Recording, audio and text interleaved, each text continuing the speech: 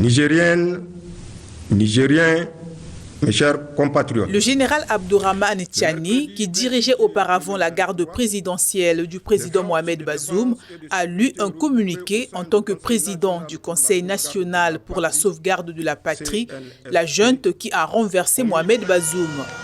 Le général a justifié le coup d'État contre le régime de la 7e République, arguant la sauvegarde de la patrie menacée par la dégradation de la situation sécuritaire dans un pays miné par la violence de groupes djihadistes.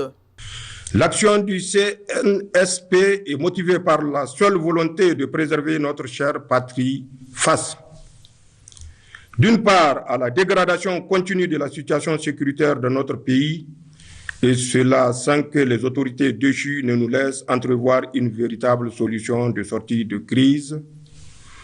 D'autre part, la mauvaise gouvernance économique et sociale.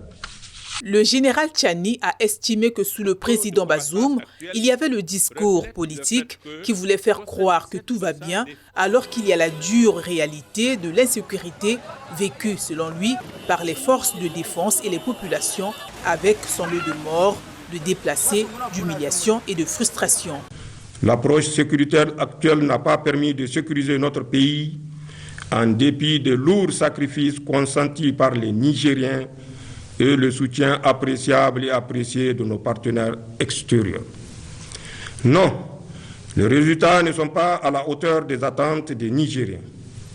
Non, nous ne pouvons plus continuer avec les mêmes approches jusqu'ici proposées au risque d'assister à la disparition progressive et inéluctable de notre pays.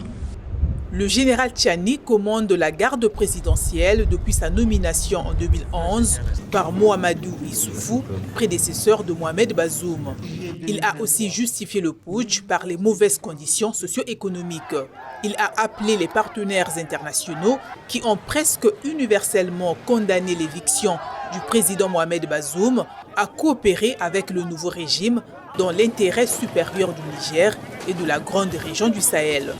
À l'endroit de la communauté internationale, le Conseil national pour la sauvegarde de la patrie réaffirme sa volonté de respecter tous les engagements internationaux souscrits par la République du Niger ainsi que des droits de l'homme. Les réactions continuent un peu partout à travers le monde.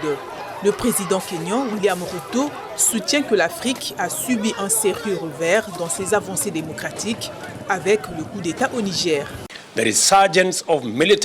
La résurgence des coups d'État militaires et des tentatives de subversion de la volonté des peuples sur notre continent bien-aimé exige une réponse unie et globale afin que les responsables soient tenus de rendre compte de leurs actes. Son homologue français, Emmanuel Macron, a déclaré ce vendredi être prêt à soutenir des sanctions contre les auteurs d'un coup d'État dangereux au Niger. D'abord, je dire ici avec beaucoup de clarté que la France condamne absolument, avec la plus grande fermeté, ce coup d'État militaire contre un dirigeant démocratiquement élu, courageux, et qui fait pour son pays les réformes et les investissements dont il a besoin.